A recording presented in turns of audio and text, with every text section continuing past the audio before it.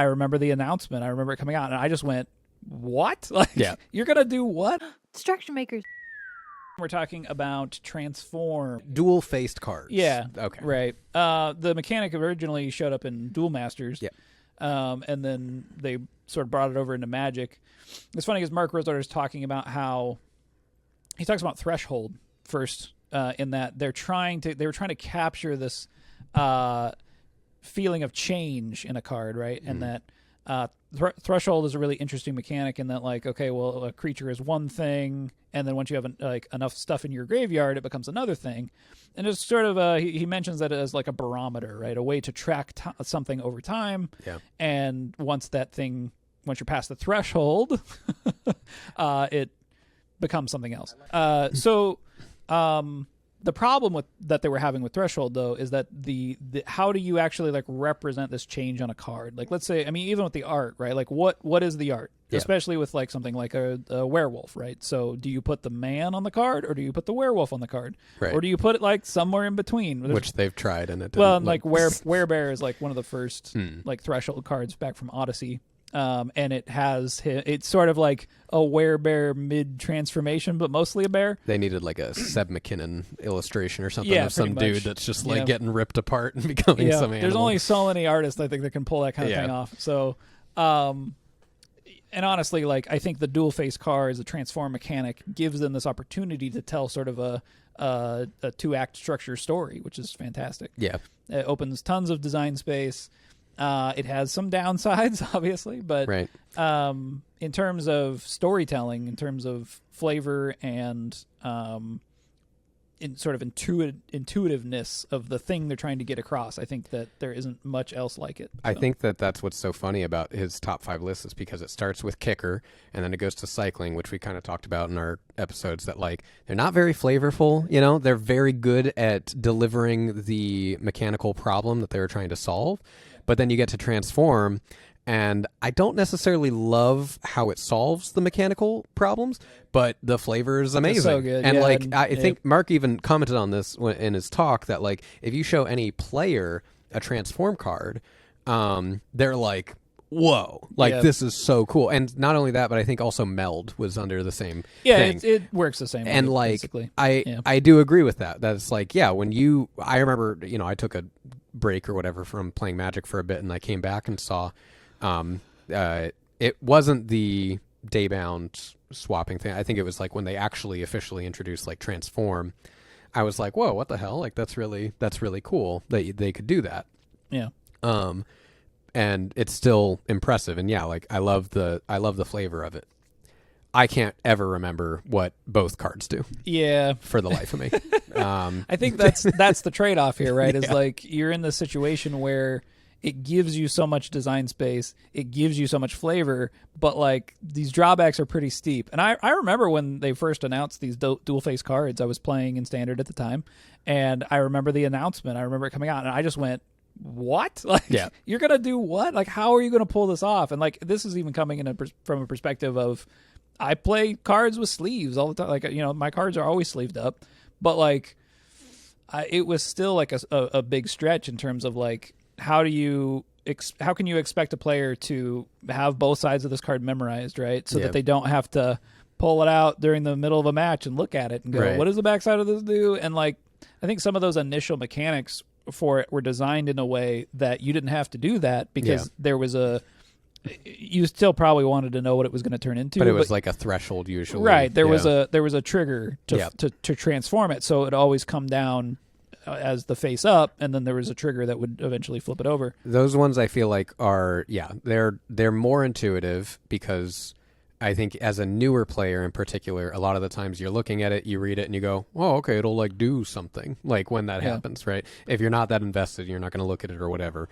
But I think when it has the cost, the actual transform mechanic where you pay for a mana cost, that's when it's like, okay, I actually got to take this thing out. I got to read it. I got to make it seem like I'm not reading a transform card. And and so I think that they've done a pretty good job of trying to keep that intuitiveness overall, but there's definitely instances where it just like, okay, well, it's a land on one side, it's a spell on the other. How do we, make sure that the land is always on the front so that or the spell's always on the front, I guess. How do we handle that Right. to make sure that we're communicating the necessary information optimally? But yeah, one of the first transform cards that really made it big was Delver of Secrets. That's in the initial Innistrad. Oh, that's the blue. Yeah, blue flyer dude that everyone blue flyer. plays. Yeah, it's 1 mana, 1/1. Yeah, yeah. At the beginning of your upkeep, you can reveal the top card of your library. If it's an instant or sorcery, it transforms. So this does the thing that we're talking about, where Right. it comes down face up all the time. You're never playing it as the back face, and then something triggers it, and it transforms into It's a insectile 3/2 aberration or something. It's yeah. so funny because you never hear it referred to as the backside of the card. It's Right. always Delver of Secrets. So it's I think it's insectile aberration, but I'm not. Abomination. Insectile. I do think that obviously we touched on it, but I do think that it's important to note how good it is at delivering flavor. And I am kind of curious to see what the next evolution of that is, because they've already gone to the point where they have meld cards, which are kind of, it's 1.5 of a transform, right? Where you need 2 cards and then they transform. Morph, go together and They meld together right into a bigger card. Yeah.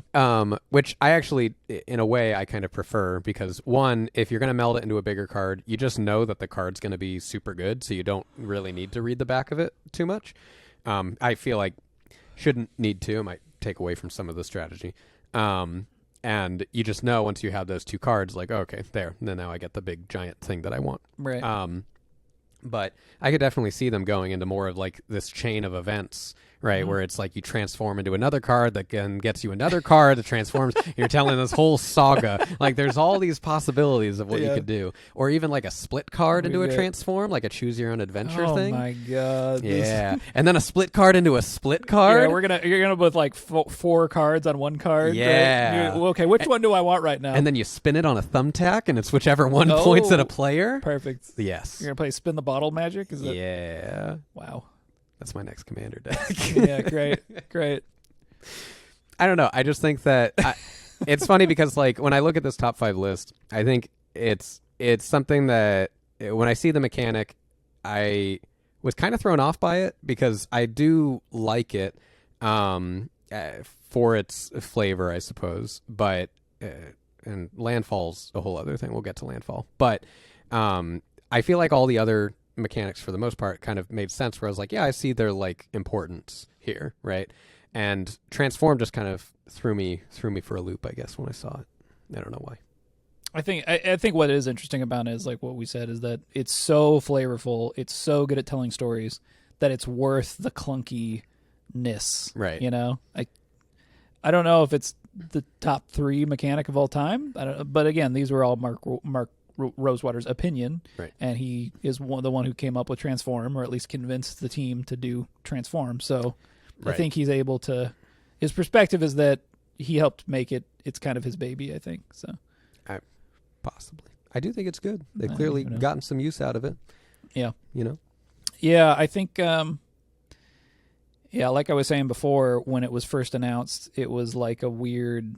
Everybody was how do you handle this in draft? And there's checklist cards that you have to check off which it is if you're not using sleeve. Everybody's just used. It made all the sleeve companies have to redo their sleeves too, because they were always a slightly translucent on the back.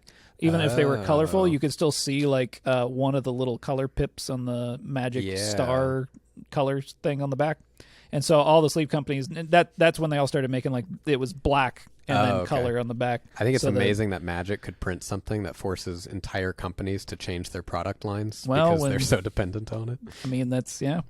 You know what no one talks about is Shaman King's transform cards. Okay, what about The Shaman King trading card game was innovative, all right? You had a character card, and it was thick-ass cardboard. Okay. It was real thick, that thick. Right. All right? You got 1 per pack. Okay. And it flipped, all right? But on top of it flipping, it also had a little tab that you pull out the top. Oh, this is coming to Magic next. No. I hope it does, all right? I want it, okay? So I want commander cards that have this. This is how you get 3 cards in one. Even that card you pull out could be double-sided. It was double-sided. It was 4 cards. Oh, my God. There it is. That's the 4-card card we were just talking about. I want Shaman King. Quad card. Shaman King character cards that no other game has ever printed, by the way. And I don't know why, because it's super cool. It's super cool. It's super cool. Yeah, I want to see that come to Commander. All right. I want my Commander to be flipping. I want it to have abilities that pop out. I want 2 tabs, one on the bottom. Oh, God. You thought partners were bad. Wait till you see. Wait till your partner's inside the card. They could. It's gonna come out with the Men in Black Universes Beyond. That's it. That's when we get it. And it's aliens? It's the little alien. Oh, yeah, my it's God. like inside the suit. It's a little alien guy. Oh, my gosh. There it is. There it is. You know that universe crossover is going to happen any day now. Men in Black. Because that's relevant. Yep. When they run out of all the other relevant stuff, they'll just start going back and be like, what can we bring back? Space Jam. Will Smith is still popular, right? Maybe. Oh, man. Can't wait. It'll be so good. Can't wait. Yep. Can't wait to have Will Smith as a Magic card. Oh, God. Like literally Will Smith. Literally Will They're going to Smith. make Fresh Prince Universes Beyond.